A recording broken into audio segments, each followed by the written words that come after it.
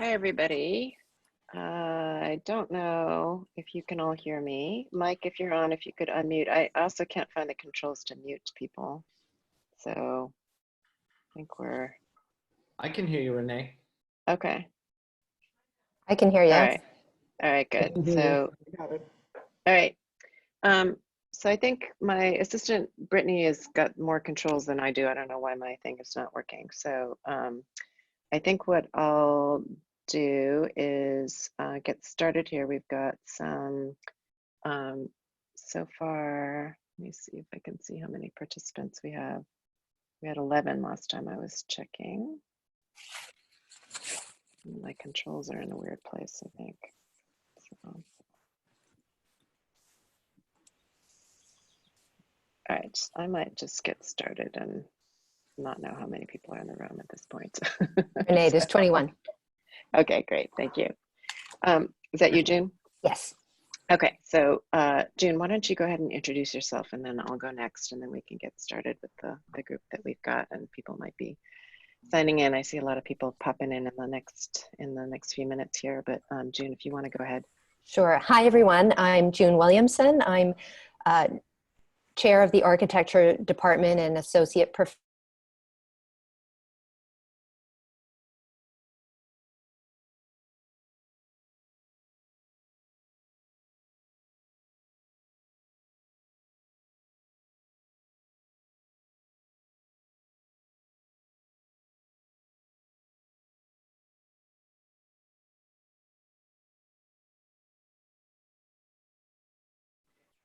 Brittany, did you, okay, June, are you back?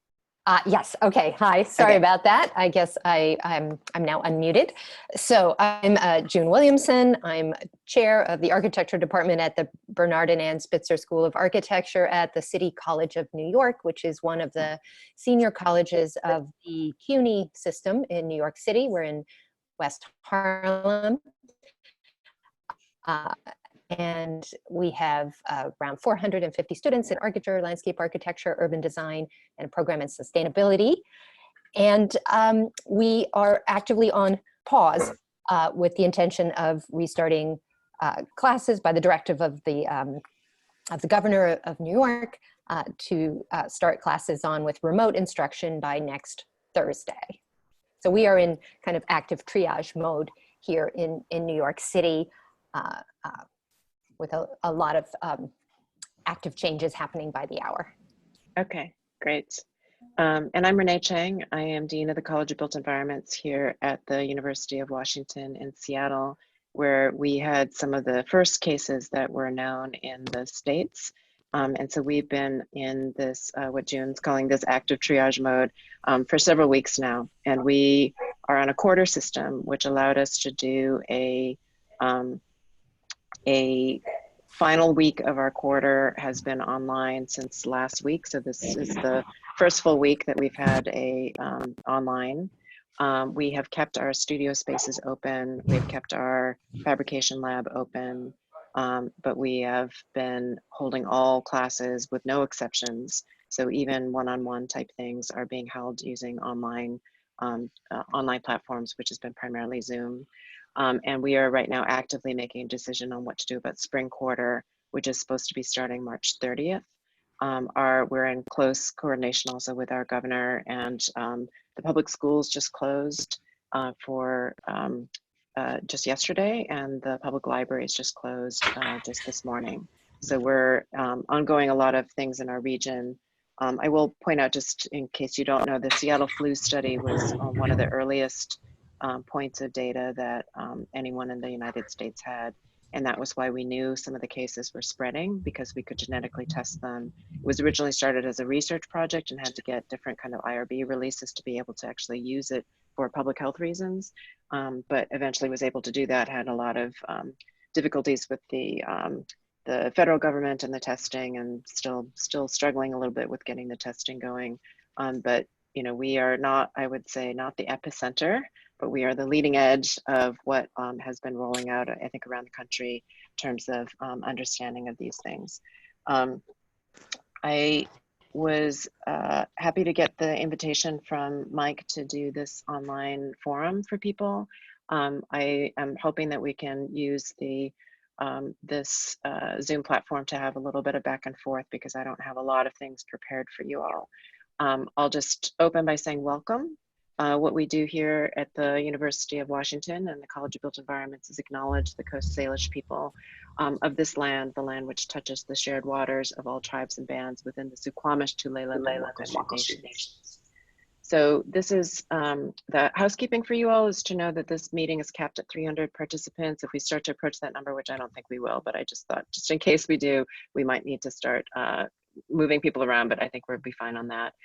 We are trying to automatically mute people that as you come in, but if you feel like you're giving feedback or something, just know that you can mute. It would help reduce feedback for everybody.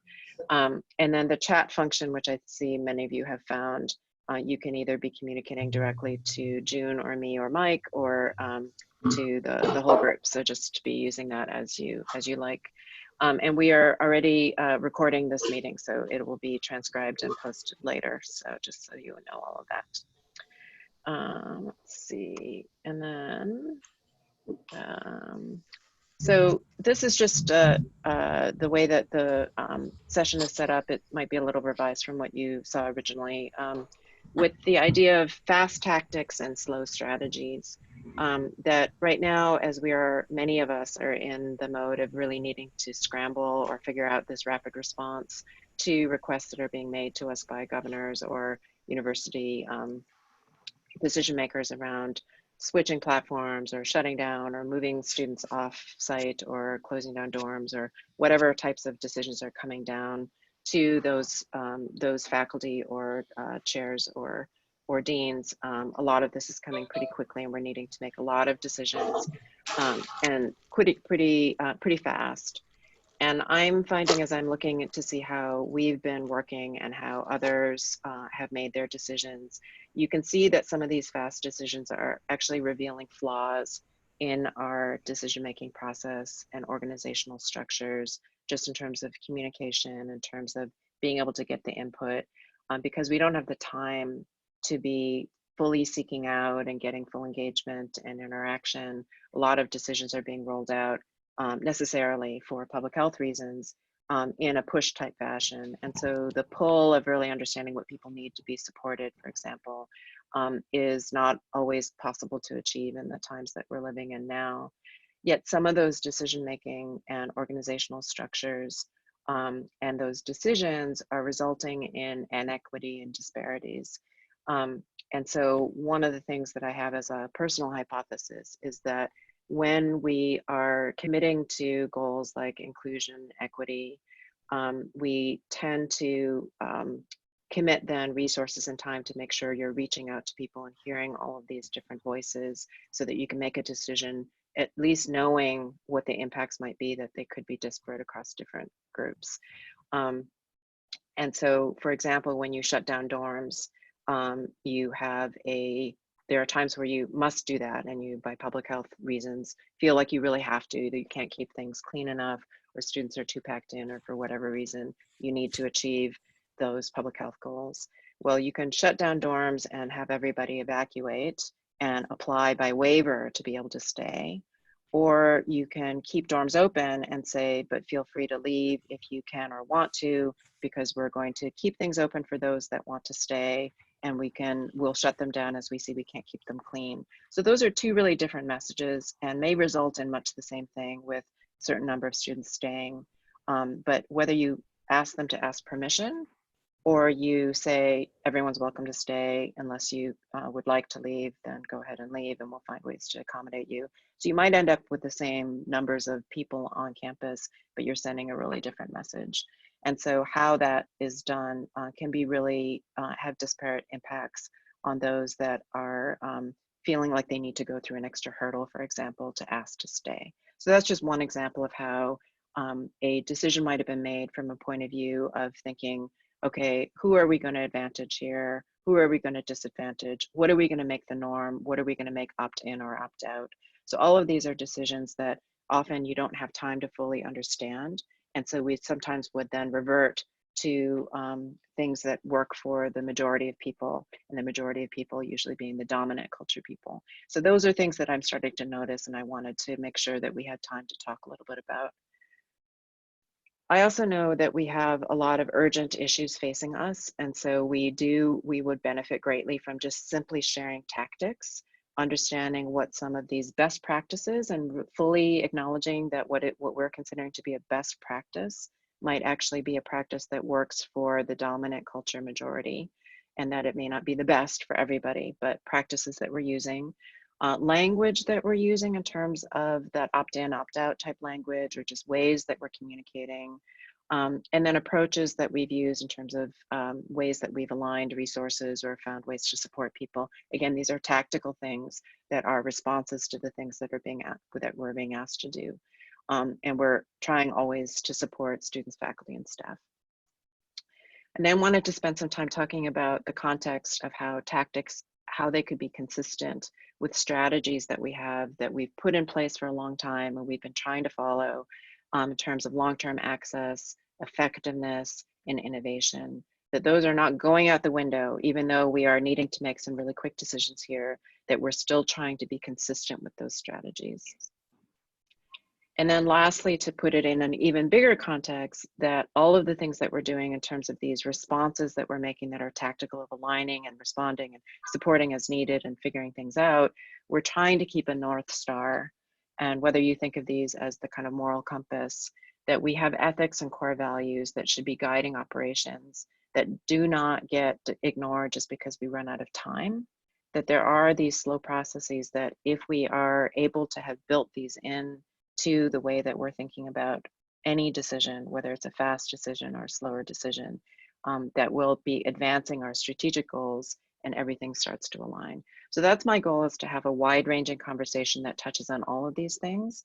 And I think I can, with June's help, start to moderate whether we start to categorize, and I don't want to be overly strict about whether something's a tactic, a strategy, or a core value, but I will be kind of moderating, sort of pointing out where some of these tactics might be reflecting strategies or core values, again, to just try to get as much consistency as possible, which will allow us to be, to conserve our energy and also not be undoing things. I want to just leave with one thing, saying that, you know, in this era of really rapid response, mistakes are going to be made, and that's something that is inevitable. We will inevitably have an impact that we did not intend at some point or another on some group or another. And so the sessions that that I would run here is not to assume that we can avoid any negative impact or not make any mistakes, is to understand how we anticipate and are able to recover from mistakes and be able to find out that a mistake has been made or had a disparate impact that we weren't expecting. So those are kind of some of the bigger picture things that I'm hoping to do. So I don't know if there's any questions. I'm not seeing any coming through in the chat in terms of the way that I've laid this all out. We have until I think 6 o'clock on our Pacific time here of what we have to work on. So that should be hopefully enough time to get things going. And I know that for many of you, you've got really pressing needs in terms of the tactical, how are we dealing with the best practices, language, approaches. So I can open it up, or maybe I can toss it over to you, June, to talk about some of the things that you are planning to do, or things that you found effective so far, some of the choices that you're needing to make, and how you're handling those.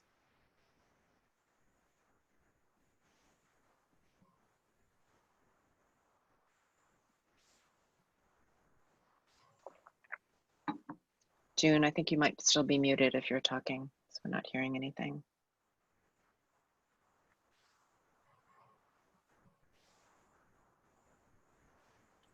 Oh, okay, there we go. Somebody did it. There. Hello, Okay. everyone. Sorry, maybe if we can just leave me unmuted. I'll be quiet, I promise, when I'm not speaking. Thank you, Renee, for laying out this very sensitive, thoughtful framework for our discussion today. I think I'm certainly feeling kind of shell-shocked from a very, very busy week.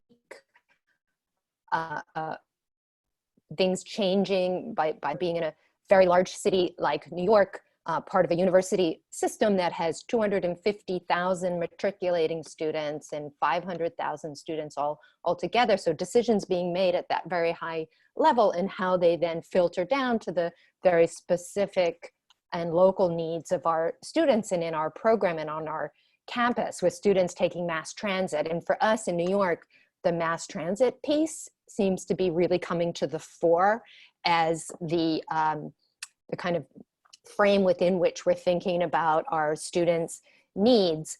At the same time, New York City, as some of you might have heard, the public schools, which have 1.1 million students, where up to 1 million of them are from households that don't have internet access. So that's something that we're certainly signaling and thinking about here, this assumption of online. And Renée, you talked about language. I'm preferring to frame it in terms of remote instruction by any means possible, and to really try and think about a range of communications technologies that don't automatically default to online. So whether it's a WhatsApp chat or things that students might be able to do with their cell phones, or if they need to go, actually just learned today that all the New York City public libraries are going to close. So this issue of equity and access, the message we've gotten is that students who live in remote boroughs can go to the CUNY campus. There are 26 campuses. The libraries are going to stay partially open. They could go to a different campus, if not the one that they're enrolled in order to get access to the library and potentially the internet. We don't have Zoom accounts. So all this talk about Zoom, we're going to be limited to 40-minute sessions and having to set up for a 3-hour class, subsequent 3 or 4 40-minute sessions, unless perhaps Zoom changes and makes these technologies available to institutions that haven't already provided them as a platform for faculty. I've just learned that one might apply to Adobe to get access for our students. We don't have Adobe Suite accounts for our students off campus.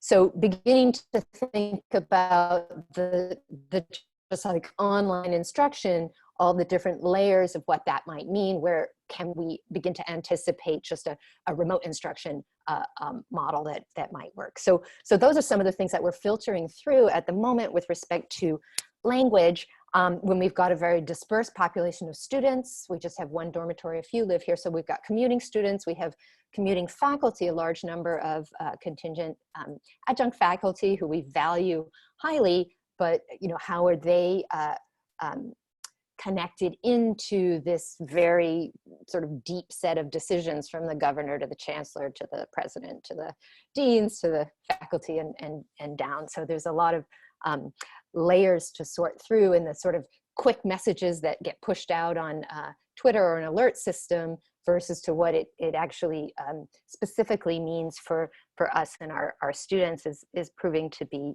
a challenge. So I think these are some of the things that certainly I feel like it's a real challenge to switch from being in the reactive mode with changing messaging and really wanting to have clear and consistent messages going out to students, going out to the full range of faculty, some who are in the close-up discussions and meetings and others who are a few levels removed. And at the same time wanting to be proactive and anticipatory. On our campus, I talked about the not everyone having access to internet. We don't quite know how many students don't have access.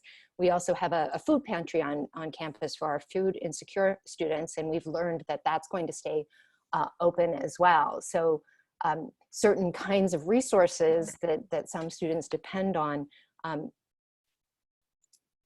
we hope we'll be able to stay open so that we're not creating other kinds of challenges and adding on to the extreme anxieties I think that we're all certainly feeling in this moment. Okay, great. Thanks, June. And I see some of the comments are starting to pile in there. And my assistant Brittany is saying that I think people should just be able to unmute and mute themselves when they have a question or comment. But let's use the chat to kind of cue people up and let me call on people so we have a little bit of order in here. And I would just point out a couple of things that what June was mentioning in terms of language, that she's being really careful not to say online, but remote learning. because online for some students may not be possible, so they may be using WhatsApp or other types of things that other than this platform that we're using now, for example. And so we are also being very careful not to say that classes have been discontinued. We are actually saying we are switching to our remote platform. And so that doesn't send the wrong message of the classes are closed or or the university is closed. We're also working really hard to keep our libraries open, our spaces open, and our food bank and things like that open. The Seattle Public Libraries closing, the Seattle Public Schools closing are making a big impact on our staff in particular. So their availability and their ability to be able to keep our operations working is now much more stressful.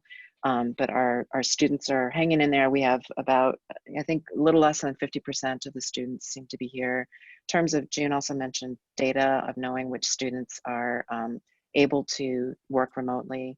We had a couple of studies that were done in the past years, and the number of UW students that did not have access at least to a smartphone or be able to get online in some format or another has been radically dropping every year, to the point now where there's so few that we feel like those students could ask for an accommodation with their individual instructor, but that we no longer here at UW, because of that work, feel like we need to say that we're limited in requiring students to be able to find some way to be able to sign on to Zoom. We also negotiated over the course of the last couple of weeks, we had a Zoom license for some people, but not for everyone. And so we negotiated an enterprise-wide license so that now every faculty and staff and students can have that unlimited Zoom, which means 300 people, unlimited time, all those kinds of things. But not everybody has been using it up until now, so we're doing a lot of instruction and things like that. Let's see, I think we've got a couple people saying things like students are going on spring break, and so that's probably giving people a little bit of extra room. Let's see, Beth, I think might have had I think I answered Christina's comment, so Beth, if you want to go next, that would be great. Okay. Renee, can you hear me? I'm in yes, on my I can. phone. So yes. Okay, great. Yep. So I really appreciate the opt-in, opt-out way of looking at things, and with that, and then also the differentiation between remote learning and online learning. I think that a lot of what we research when we're researching best practices are going to be in the context of online learning, and that is really targeted to the self-selected, motivated student who is seeking that specific type of education for any number of personal reasons. And so those strategies clearly aren't going to be a good fit for this situation, given that this is all not elective and not what probably any student wants to do.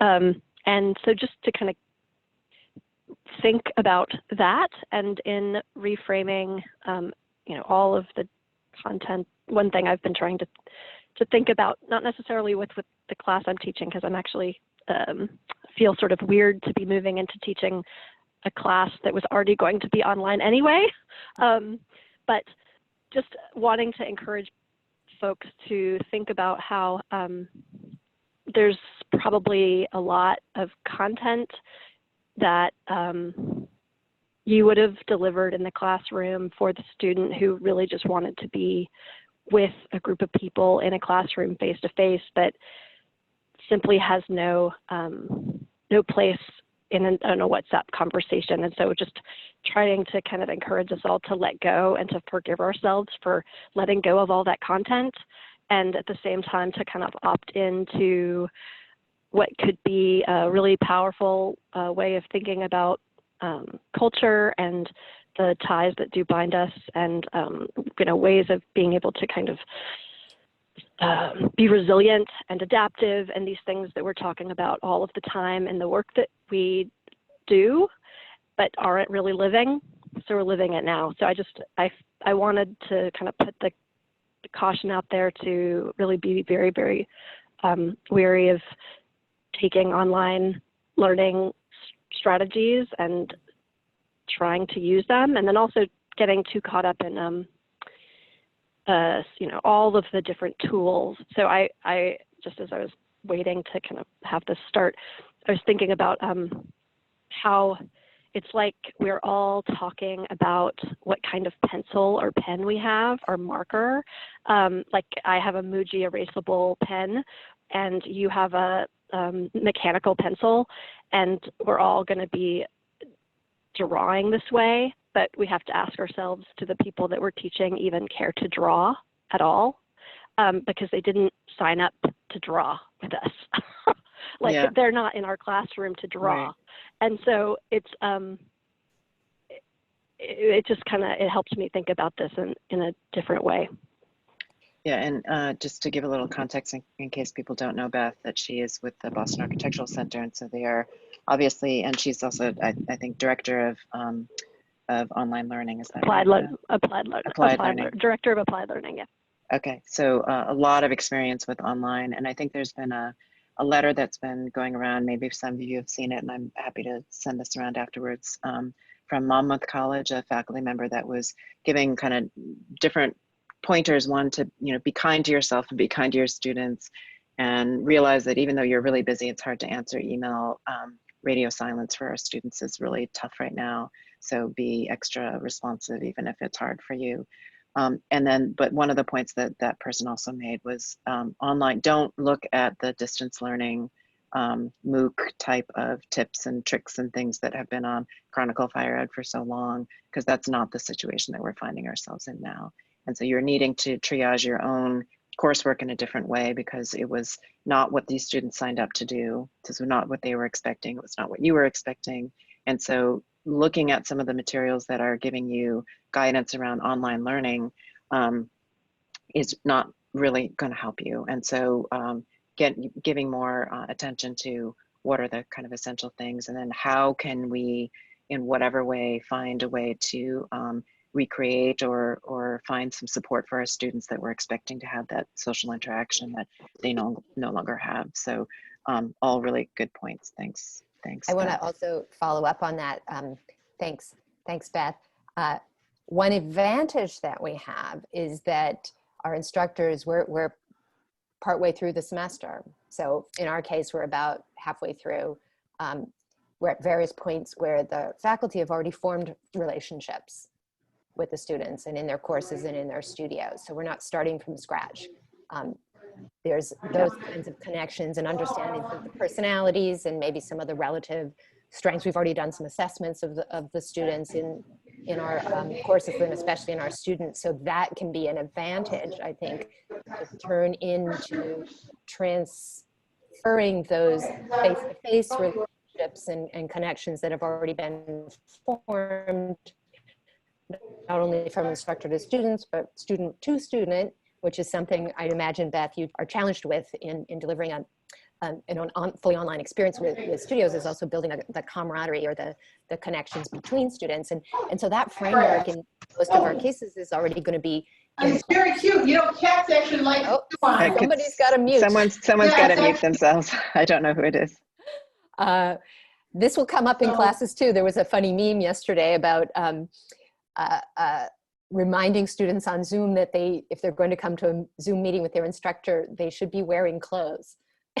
If they're going to turn their camera on, right? Talking about tactics that you didn't think you would have to think of, and now yes, exactly. Imagine new instructions you need to give to your students that you never thought you needed to give before. Yeah, and the point about the shifting from what had been an online or an in-person class into an online format is something that we're facing for those of us that are on the quarter system, because we are closing out this quarter and needing to deal with things like exams, which is hard.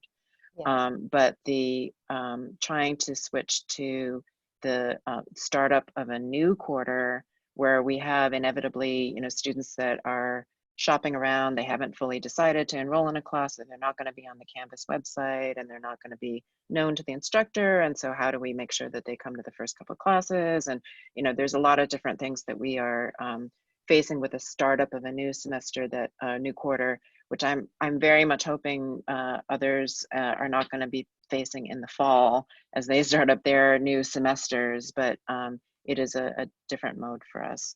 I think we had, I just want to, while you're yeah. queuing up the next person related to that, we have registration for the summer and fall happening in just a couple of weeks. And as a chair, I'm challenged. I should be spending my time preparing all of the teaching assignments and get everything all set and scheduled for the summer and fall. I'm inevitably going to fall behind or be challenged to complete that work in a timely manner, and the advisors are not going to be working remotely. I think the telephone, the actual telephone function of our smartphones may come more into play for some of these things than we've been used to. Yeah. So I'm going to blend a couple of questions, one from Mark and one from Nadia, on interactions with in studios or with community partners, and how you deal with things like staffing and things like that. So I'll say a little bit about how we're doing things, and others can chime in on what they're doing. Certainly studios are pretty challenging for us. What we've done is since we're keeping the studio spaces open and the fabrication labs open, students are working there, and it's about 50% of the students, so the social spacing has been appropriate. And as long as we feel like we can keep the public spaces and the doorknobs and the railings and things like that regularly cleaned, we're saying that we think that that's as safe as anywhere else that they might be needing to find to work. And then any of the teaching is happening online using Zoom, so that we're not putting people in proximity where they're gonna, be leaning over and being in closer contact just by the nature of the studio type of interactions. And so we are, still having students that are in studios. We're doing all the reviews in using the Zoom format. There are students in the shop. There are shop staff. All of our staff is finding a way to go through rotation so that we're keeping most of the facilities and offices open, or if they're not open, there's a sign that points you to another office that has promised to take on any queries that come to them. So we're trying to organize among the staff to figure out who's going to be here and not.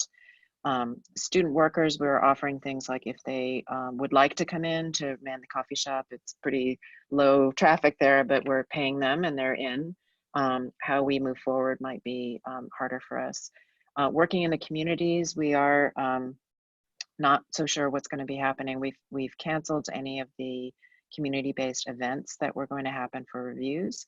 We're definitely postponing those, though. Or again, going back to language, we're as much as possible using the rescheduling, postponing, if we really do feel like that's what we're doing. If there are events that are really time sensitive, we are then saying cancel. I'm sorry, we're not going to be trying to reschedule. So we are a little worried about when we do start back up, the pile up of things that are going to be rescheduled is going to be pretty extreme.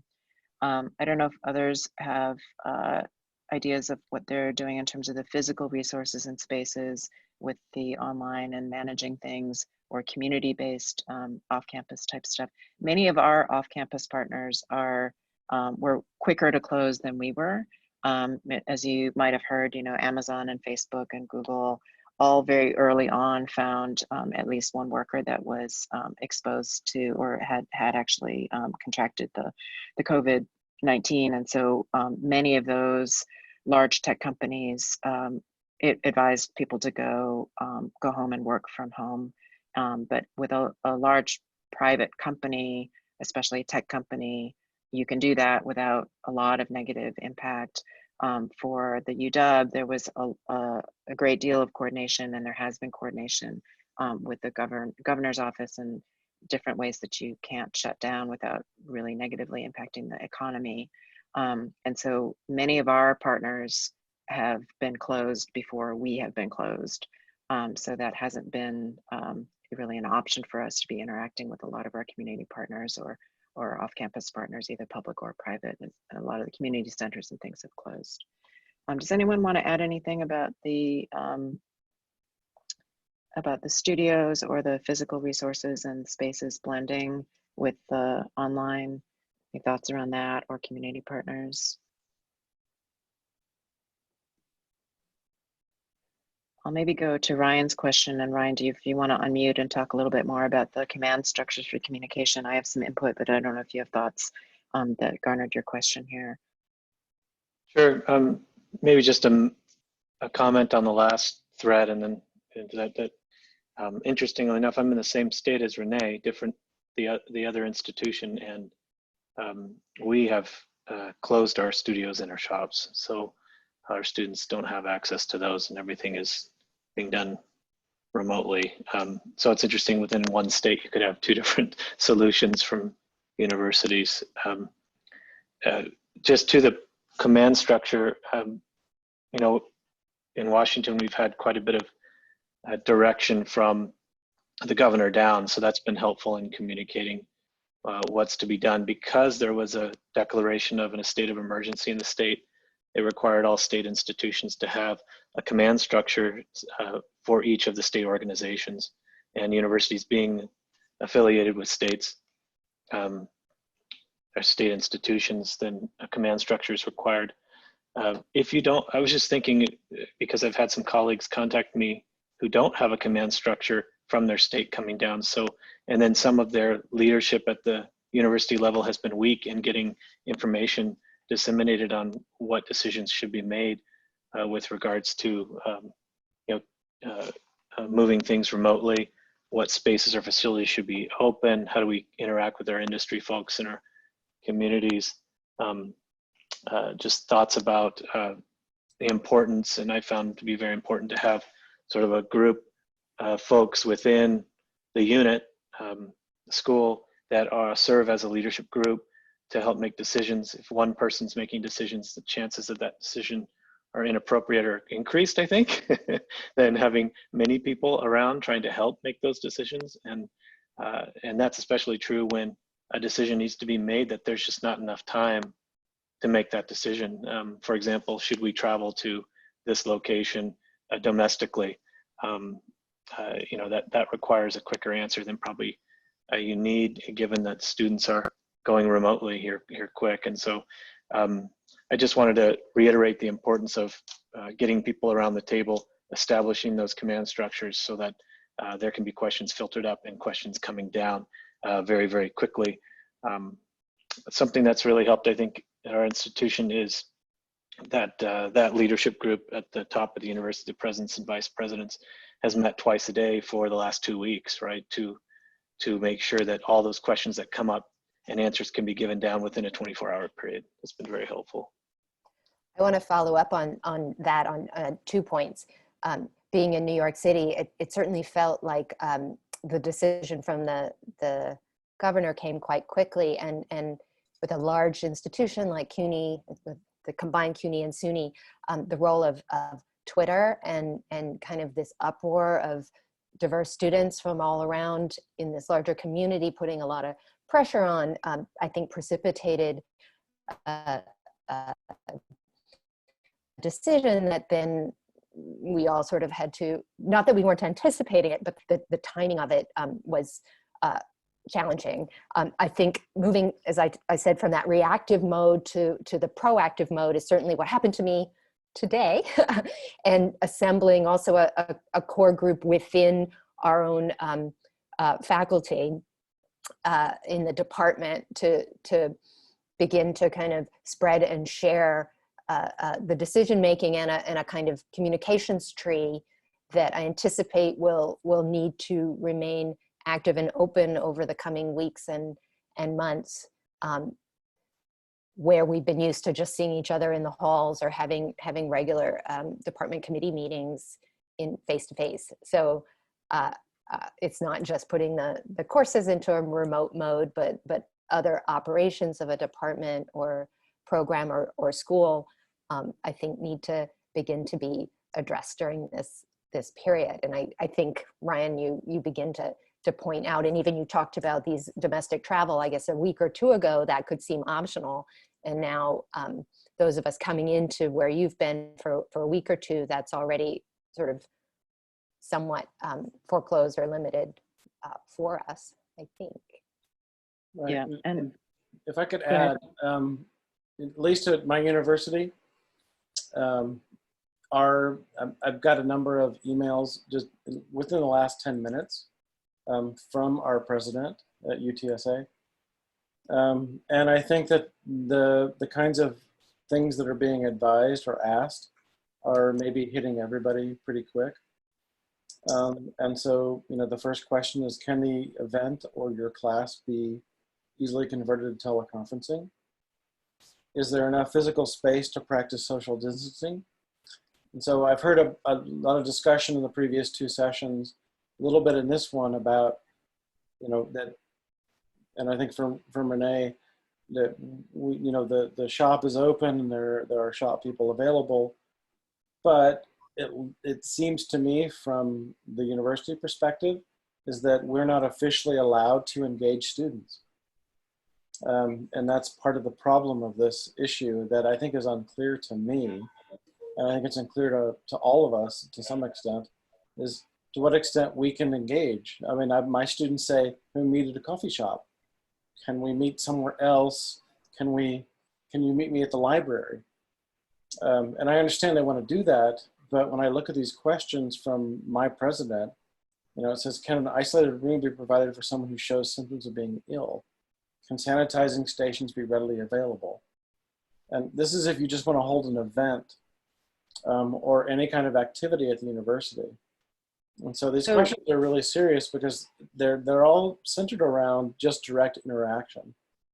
Yeah. They don't seem to be concerned so much with how we get the work done, Mm-hmm. how we get the engagement done, how do we connect with students. It's more that they're concerned with how do we get our work done, but not be connected to students in any direct way. So I'll just, sorry. Yeah, go ahead. Go ahead.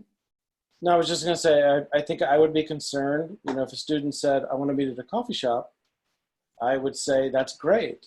But as an employee of the university, I meet with them in a coffee shop, and, my wife is currently in New York, and she may come home. My daughter's in New York with my wife, and who knows? And if this virus is the thing that everyone's saying, which I think is true, that you can impact other people before you have symptoms, my responsibility for going to a meeting with a student at a coffee shop might be the worst thing I could do. So I'll just mention a few things about the, Ryan pointed out that, WSU and UW are having different approaches to keeping studios open or not. And we actually have variety not only between these two institutions, but even within departments. And so we were, as we've been, our president and her kind of core group have been meeting twice a day. The Board of Deans has not been meeting that often. My internal team, and I pulled up our website of what we put up, has been meeting. We do a lot of communication through online and different teams and platforms, but we meet, every couple of days. I think we've met, but we've had a lot of other communication. So some kind of regular way of getting things communicated and posted and put there. And so what we've also tried to do is not overload our students. So I kind of have a rule of how often I email out to the community so that they continue to be able to pay attention to what I'm asking for. And so we have been posting a lot of things on this website, and some of these pages are being updated. I'm sure many of your institutions already have these as well, but we're also hearing from people of a kind of overload. I will say there were some principles that really helped me a couple weeks ago when we first met about this as a Board of Deans. And we had our really great, medical school dean, our public health dean, and the public health dean talked about the flattening the curve piece, which I think was really helpful for me to say, we are actually not worried about college age students getting this virus because they are generally able to, very few of them, and there's a lot of information we don't know. But what we look at is trying to flatten this curve. Let's see, there was a nice New York Times graphic on it. I'm sure many of you have seen this as well, but this was just really helpful for my thinking of looking at, we don't know the exact numbers, but we know that this virus is very easily communicated, but it's actually not necessarily that deadly. It doesn't seem to be as deadly as SARS or MERS. And so our college age students are actually in a population that we consider to be the least vulnerable. So we're not necessarily trying to stop them from getting sick.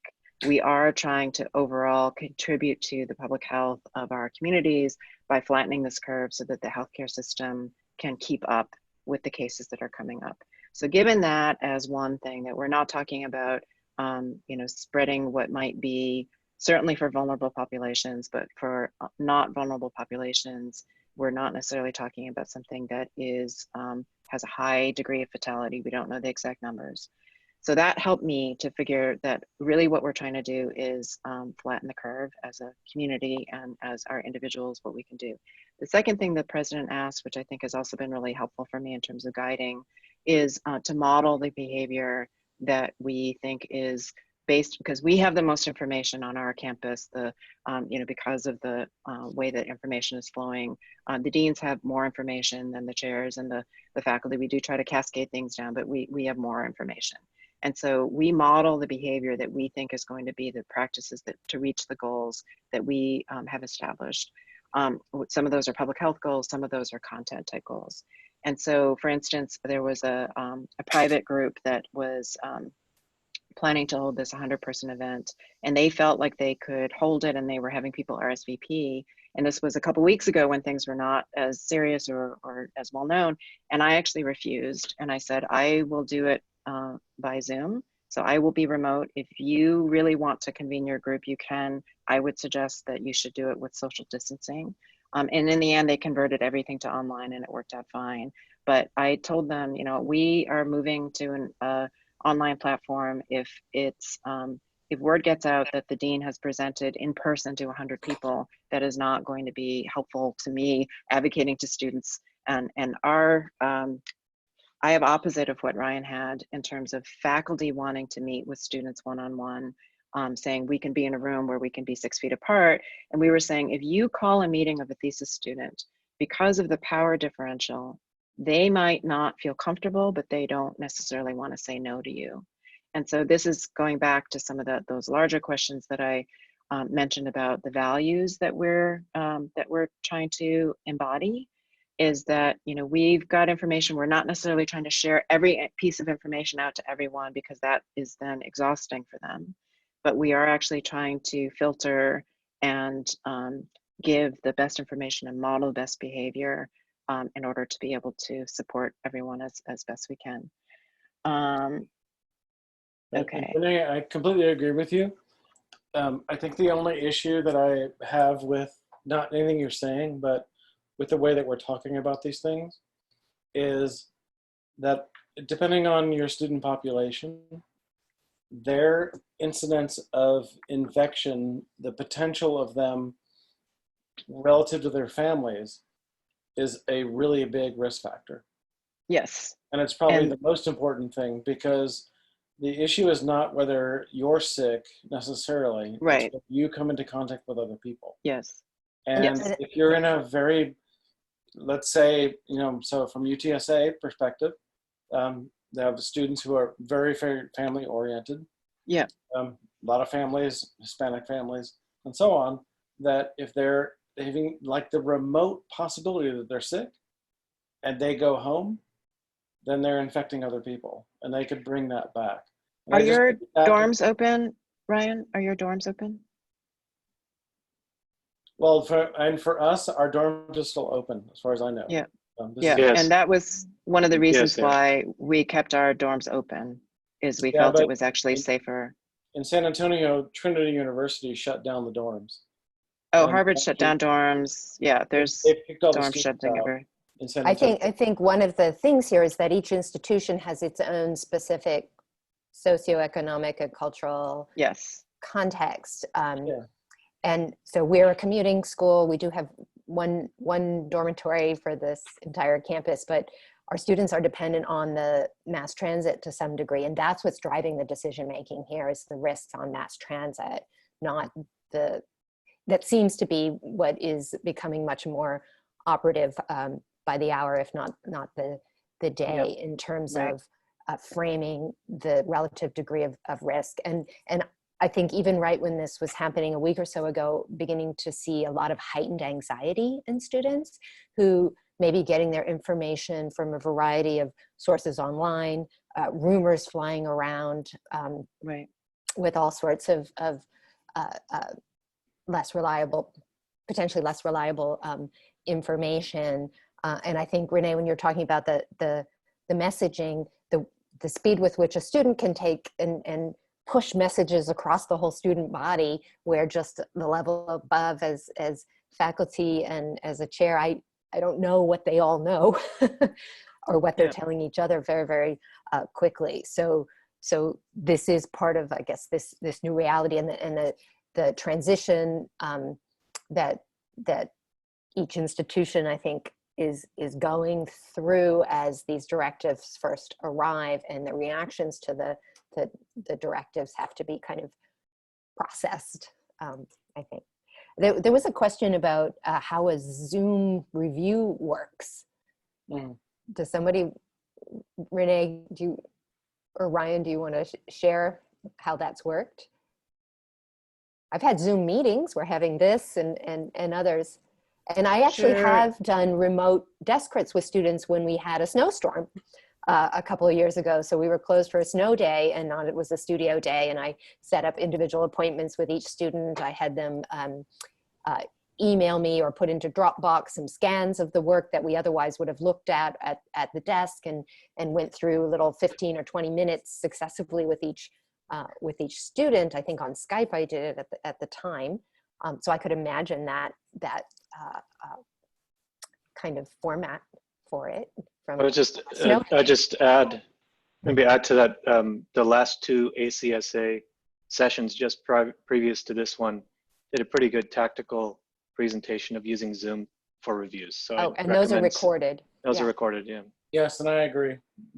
We talked about a lot of things. So I think that was very helpful. Yep, and I'll share this link too if you want. It's a little video of a Zoom related review. Okay. Provided you can get access to Zoom. What we're being asked to use is a video conferencing tool that's embedded in Blackboard. Yes, Canvas and Blackboard, those are also equally helpful. I think this one used Zoom. It actually might have used Canvas. I can check and make sure. I think Zoom it works a lot better than Blackboard. Blackboard is pretty cumbersome. I guess it depends on what the university bought in terms of what access it has. Right, we didn't. Blackboard is really cumbersome, but Zoom is amazing. And just also to warn people on right now, there's actually quite a lot of third-party vendors that are marketing themselves as free. Just a couple of things just to keep in mind if you do pursue that is many of them will not have the student privacy settings that you might need. And the other thing is that they may be free at the beginning and then they start to charge. And then if they're not approved by your university, then that invoice might not be paid. So just to be a little bit careful about jumping onto things that you might be getting. And I know there's a lot of small startups that are trying to get a toehold, and they may be very good, but just to keep in mind those things. Sure, and some of the names would be Miro.com, Bluebeam, WebEx, and I'm sure there's others. But those are some that have been mentioned in the previous two sessions. WebEx, barely. That's and many of them are probably excellent, but just depends on what your university is offering. If anything. If anything, you're right. Yes. It's a transitional period, so trying to triage and make requests for sorts of things, and so then a little bit of a delay in getting clarity about what actually is available broadly versus. Yes, we have some Zoom licenses, but there's 20 of them for the campus of 16,000 students. And also whether the students have access to them or can find access to them over time. And those are always going to be issues, but I think that, most of the discussion in the past two sessions has been about technology access. Yeah. So let's introduce another topic that certainly is coming up with us. Is how we're going to track students who, once we've kind of dispersed like this, may be a little bit more at risk of not attending the remote instruction sessions that we set up, maybe not being able to follow through and do the work as well. So I think that's something we need to anticipate with some of our more vulnerable students and how we're going to sort of keep track of where they might start to be becoming less engaged, and bringing them back again, hopefully when the immediate crisis has become. Yes, any ideas that you have, I would love. So this is Beth. I don't know, I'm on my phone, so I can't tell if I'm jumping in line, but I can say that, am I jumping in line? No, it's fine. Okay. So I can say that this is definitely a real concern, and what's even more a real concern about it is that students who elect to take online classes, who are on-site students, so at the BAC, and Mark and Yunji, if you're still on, then jump on in too, but at the BAC, our on-site students have the option to take online classes. And when they take those online classes, oftentimes they are the ones that really, really, really struggle, just because since they're online, or excuse me, since they're on site, they just have no, it's out of sight, out of mind. And so you really do need a way, and clearly that they're self-selecting, that's online learning, it's even very different. So I would kind of fully expect that like all of our students now who did not elect to participate in this distance remote learning are going to disappear. And so I think like real strategies of how to get them. I'd say WhatsApp. There was the kind of talking about how do we engage with our students? Do we needed a cafe? WhatsApp is, first of all, and then I think even somebody also said we're going to be talking on the phone more.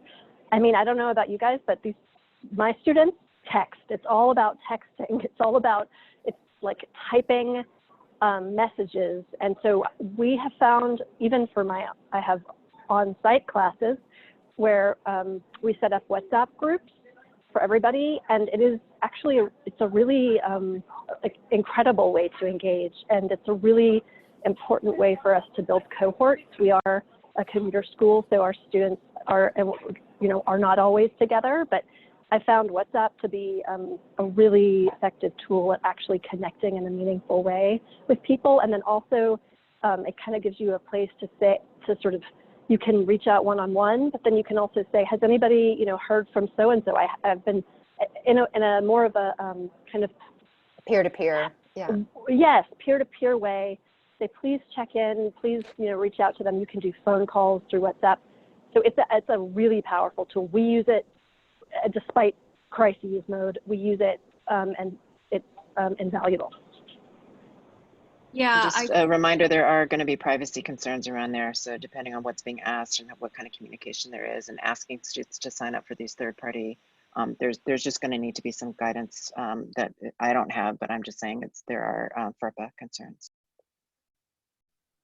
Hi, this is Yunji from the Boston Architectural College. I'm with Beth. I just want to echo what Beth was explaining, the fact that when these online courses, on-site courses go online, it's very easy for students to fall back and just go away and disappear for a few days. And so WhatsApp, or whether it's different sort of platforms that students are already using like Instagram, whatever keeps the students together so that beyond the synchronous class time meetings, they have a way to connect to each other, check in on each other, and sort of build that studio culture online as much as they can, has been a crucial element for us. Very good thought.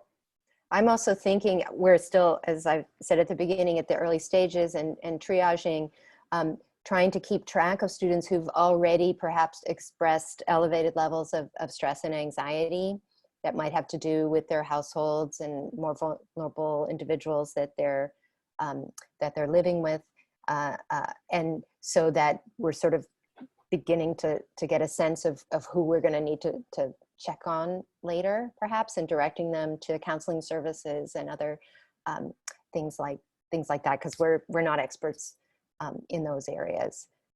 But the added stress of this situation on top of what might already be challenges for some individual students is something we want to think about.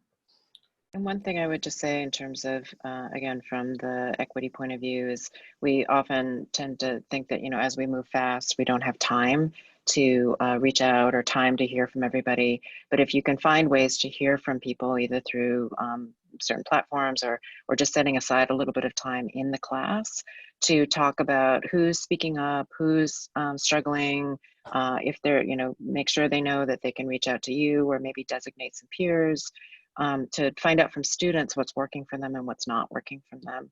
One of our instructors was sharing with me that the class dynamic really shifted. It was the first class they had been meeting in person, and then they met online.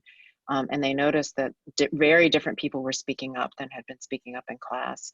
And it was actually a lot more of the guys that were speaking up in the online format. And then the instructor called it out, and he said, this is really different than what we've been having in the past. And I noticed there's a lot of guys that are speaking up that hadn't been talking before. And then they realized that all the guys were gamers, and they were used to kind of viewing a screen and talking at the same time. And that for them, it was really natural. Whereas for others, it was much more awkward for them to actually choose to unmute and speak up. So it was, I think you can get a lot from asking the students. And then obviously they may not all feel comfortable speaking up when they're, in the actual setting, but find ways to get input from them.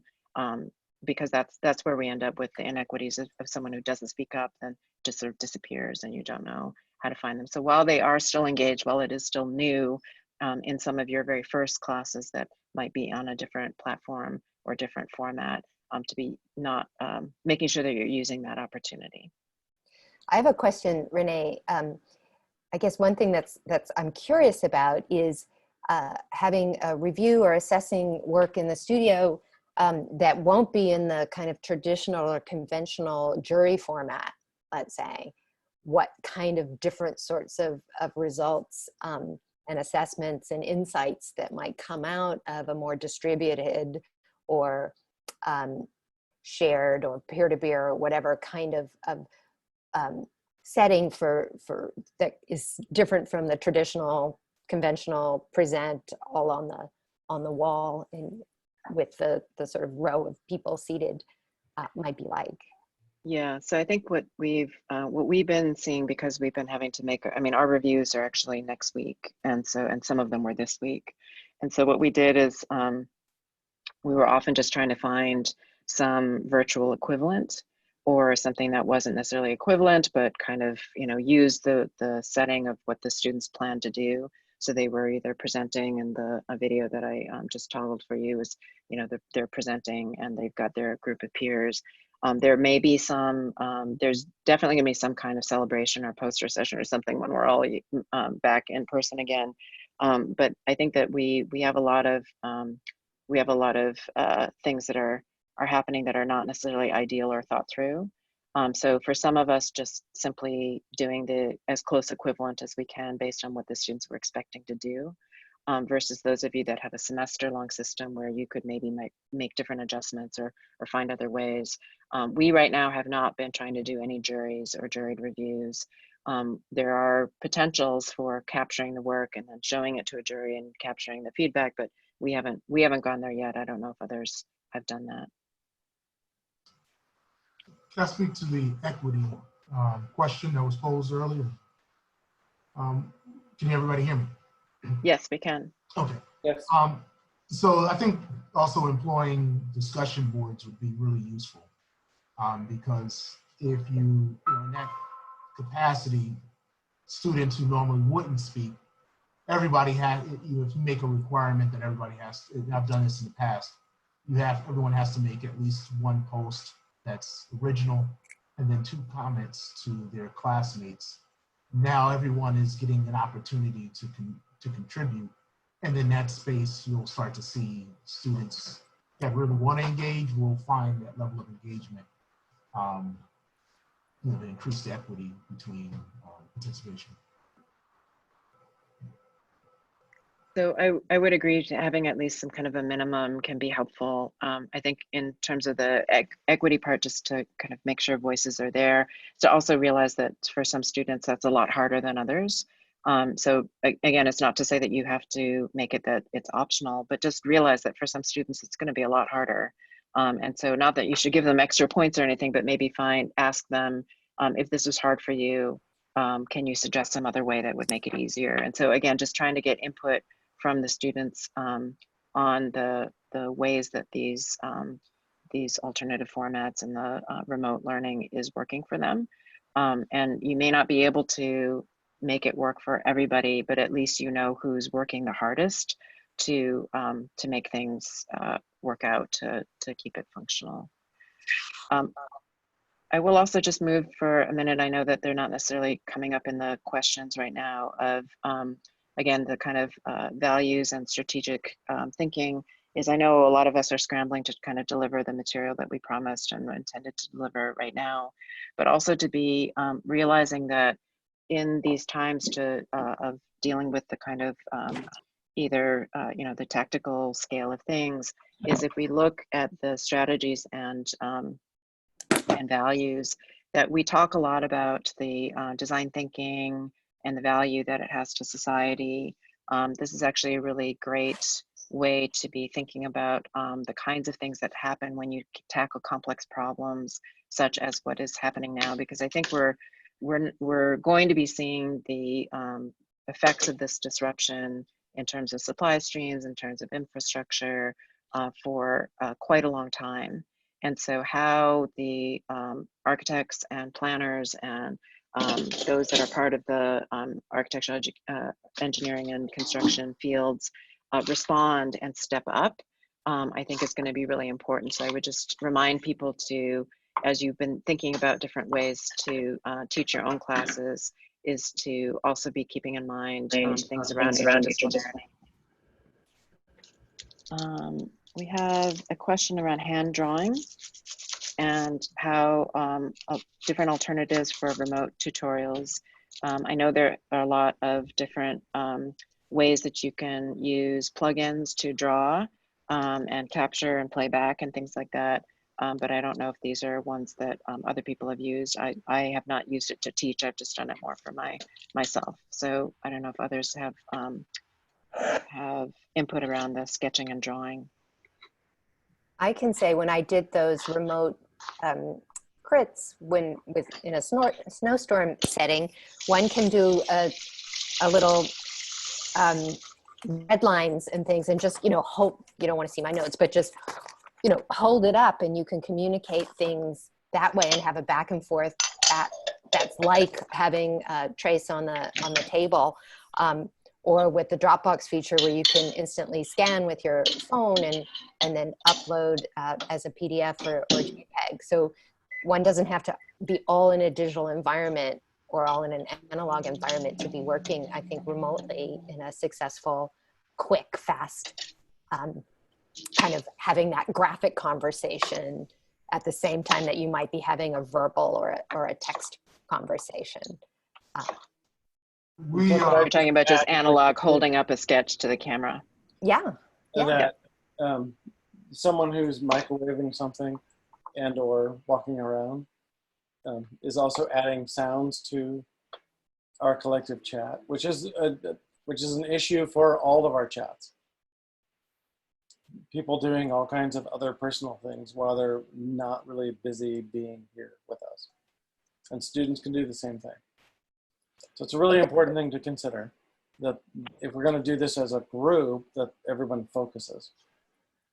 So you're talking about the attention and the temptation of multiple screens. Right. Yeah. But this is distance education. It's it, right? It's going to happen. So that's one reason why I think somebody posted the link saying there was a good article and it said don't do anything synchronous. And I mean, this is synchronous, so you can see very well the pitfalls of it because we're hearing people microwave stuff. So right. You can't expect that in this format, especially under these conditions, we're going to get that level of attention. It's not happening. It's kind of crazy to even think it would, right? Because we can't. We're also going over the dinner. I know, and we're going over the dinner hour on the East Coast for sure. So people need to do what they need to do. But the thing is that you're not bad for it. Like it doesn't mean that you're not an engaged learner and that we don't want to all be present. It just looks totally different than somebody not paying attention in a classroom. It's just different. So I think that we have to be a lot more forgiving. And I'll just say that one thing I use a lot is I use extra credit a lot because I think it's something that helps students pay attention. I think it's, you know, when in this format, getting students to stay engaged is even, you know, for online learners, a big challenge. So in this situation, 100 times the case. So extra credit, you know, you get extra credit if you are able to submit and present your work next week.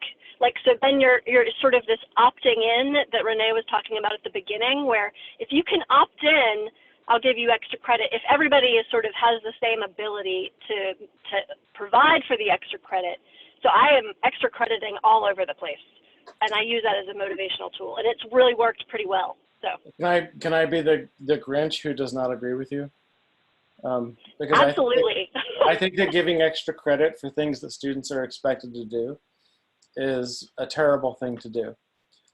Because to me, it tells the students that basic behavior about pretty much their education that they're paying for is not important. And what they need to be told is somehow, oh, if you actually pay attention to your class, you're somehow rewarded. But that's not what we ask them to do. We want them to be adults. We want them to, we're raising these kids in a way through college that they're going to like learn things. I understand. Just to clarify, my suggestion is not giving extra credit for things that you would already want them to do. My suggestion is giving extra credit for things that are crazy. Like if you're able to pull together a presentation in 2 days, and I just gave you the assignment today, if you can do it in 2 days, then you know you'll get extra credit. So I give extra credit for things that are a big ask and way beyond what I would normally expect. And when students have the option to opt in, when they choose to do it because they think, oh, well, even if I get to, then you know, in 2 days after giving a very large assignment, I get really high quality work. And so it might, and I will say, you know, I think it's something that is perhaps, you know, I don't know, but I just want to be clear that I'm not giving extra credit for work that I would otherwise expect to be done. And so, Beth, I think you're also saying, you know, that someone's going to have to go first, and you need them to go. Right. The first group has to go 2 days after the assignment was given, and so they have less time to prepare also. And so you want to either grade easier on them, but instead of grading easier on them, you're actually just giving them the extra credit up front. And for whatever reason, they were able to do it, and you don't know if they put in extra time or they just happen to have more time sitting around. So, you know, there's a certain amount of assumptions that we need to make with our students that become potentially amplified by the sudden switch that we've all had to make to a platform that we weren't anticipating, they weren't anticipating. And so someone talked a little bit about an opportunity to talk about etiquette, mutual respect, kind of ground rules of what seems fair. And I would definitely encourage you all to ask the students. And so, you know, because for Beth, she's been using the extra credit, right? For those of us that have not started our classes using that technique, we would be able to talk about that before saying, I think this is a good idea, so this is what we're gonna do, and this is how it's gonna work. Say, you know, I'm thinking about this. And so I would, you know, and I know we're all really pressed to try to compress the amount of time that we have left with the new, you know, all the extra things that we're doing.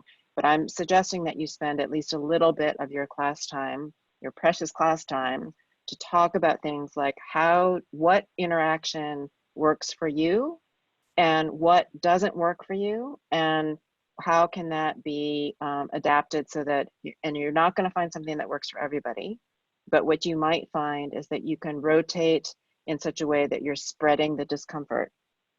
And that is an equity foundational piece, is that, you know, what we do when we look at the Americans with Disability Act is we're not trying to make it that it's exactly equal. What we're trying to do is that if it means that you have fewer bathrooms because they're bigger so that a person in a wheelchair can use it more easily and others might have to wait a little longer, that's spreading the discomfort. And so more that we can spread the discomfort, the less it's landing on certain people for whom we know it tends to land more often. So the more you can try to get your students to tell you what's working for them and what's not working for them in such a way that they don't just bow to the majority, which tends to be the dominant. So I'm just, raising this again in terms of these values that we're espousing and the speed at which we're needing to be making decisions and the stress that we're all under. And when we're stressed, when we're needing to work quickly, equity sometimes feels like a luxury, and it's not. And so just, spend a little bit of time trying to figure out how you can get input from students that you might not be able to say.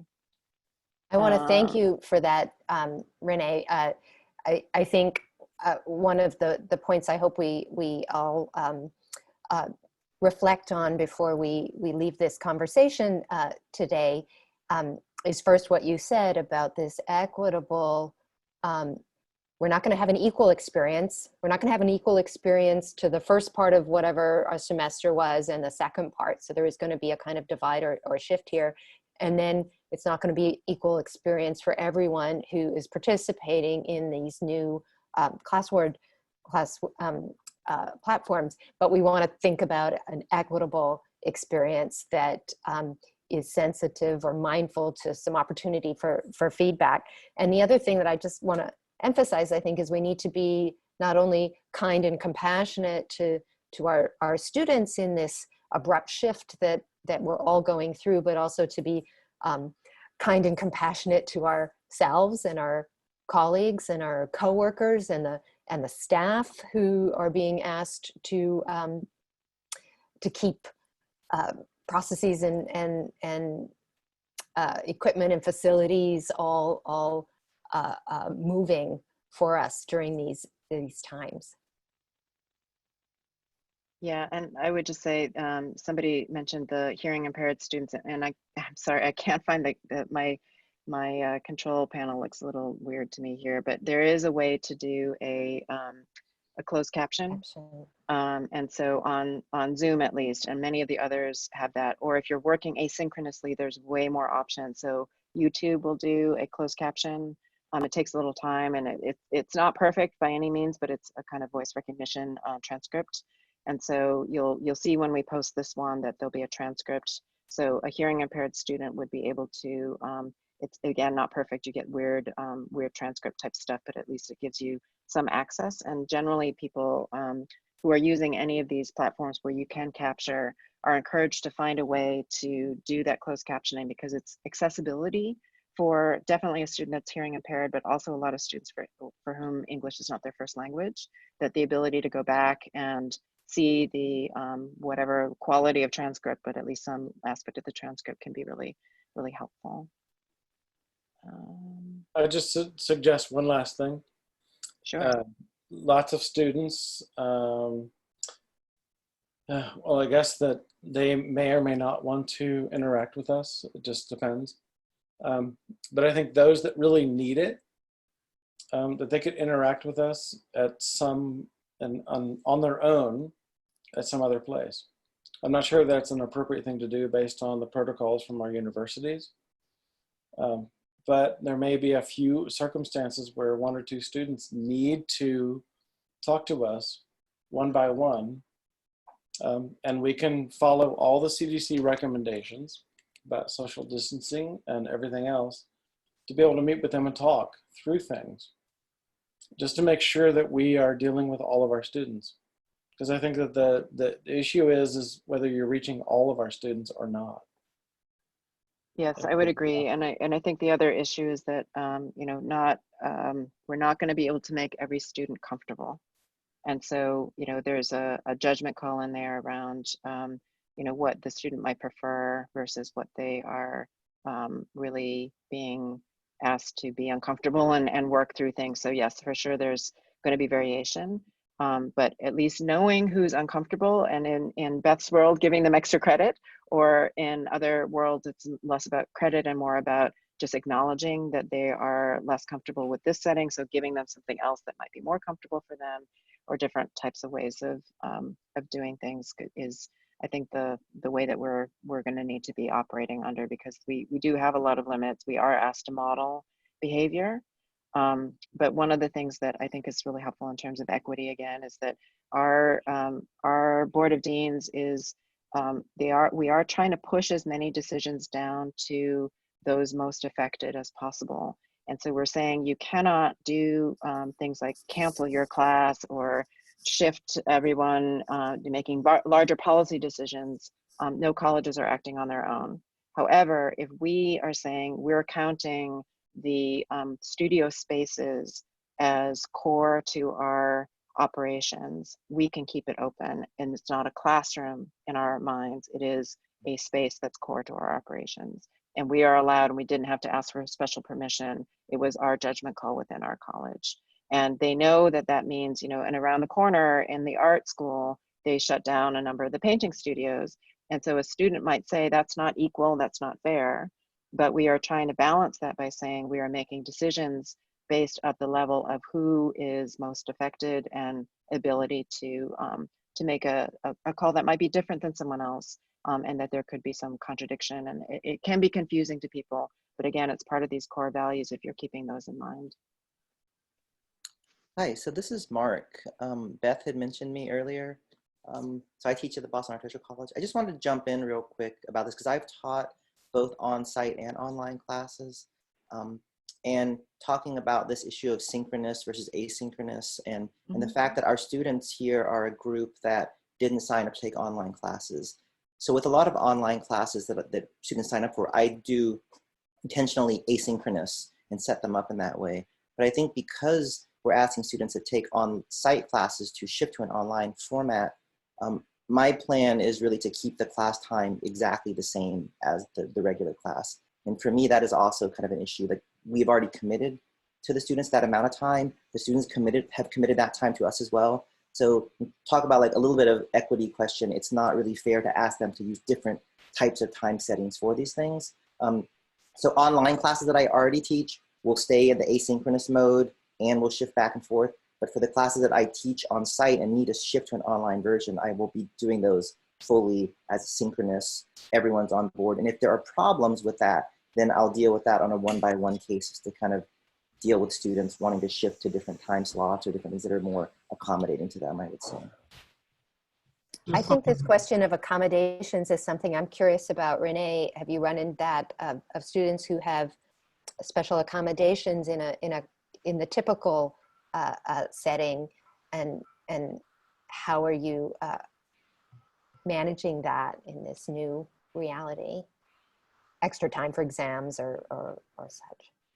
Yeah, I mean, I think actually that's being very much handled by instructors. And again, we're saying that instructors have a lot of latitude. And again, it goes back to the values and principles that our president has been really careful to hold all the deans to. And the values and principles are maximum flexibility for the student, and actually putting secondary, and this came from the provost, any kind of ideas that we have about purity of the pedagogical integrity or the academic, as long as you feel like you're getting the core of what you needed to get done, you can have accommodations that you don't even have to ask for permissions on, as long as you're doing maximum flexibility for the students. They were even offering for some classes to switch from graded to credit, no credit, and putting a note in the transcript.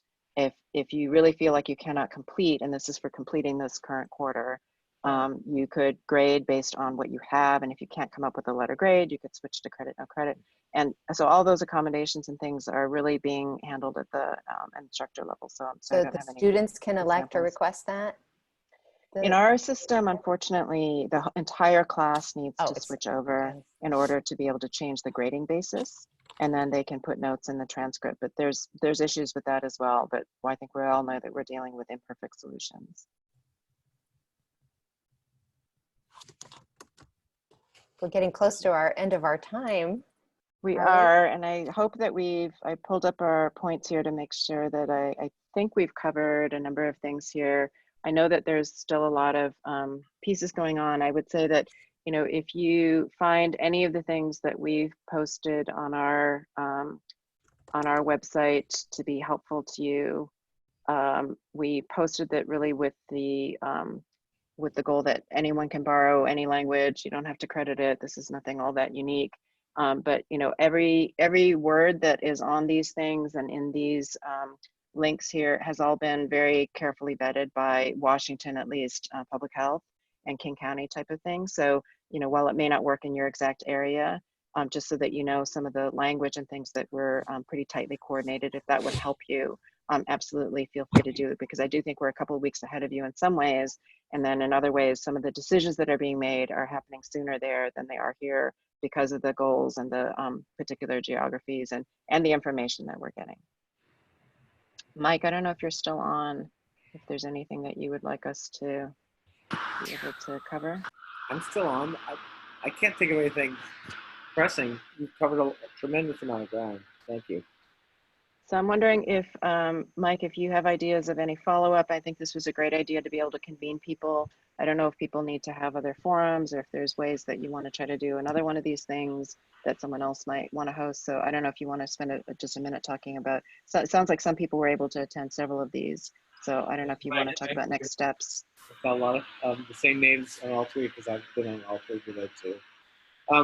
Yeah, I think we would definitely want to do something more next week. And I think we want to share the burden of hosting with other people, because it does take some time and a lot of mental energy to think this through, and we greatly appreciate it. So we'll publish the files from all three next week, and I'm going to try to get the conveners together just to have a quick debrief and maybe brainstorm some next steps, and then we'll come out with some new dates and times. Great. Thanks, everybody. I'm Thank glad you. we were able to get so many people up. Yeah, and I want to thank Renee for your wisdom and guidance and leadership so far in the challenges that so many other schools were facing. It was hard earned. I'm happy to share the knowledge so that you all might be able to avoid some pitfalls. Definitely, I hope that things go smoothly. I know you're all facing things, and I would repeat what others have said: is be kind to yourselves and stay sane. Thank you all. All right, bye-bye.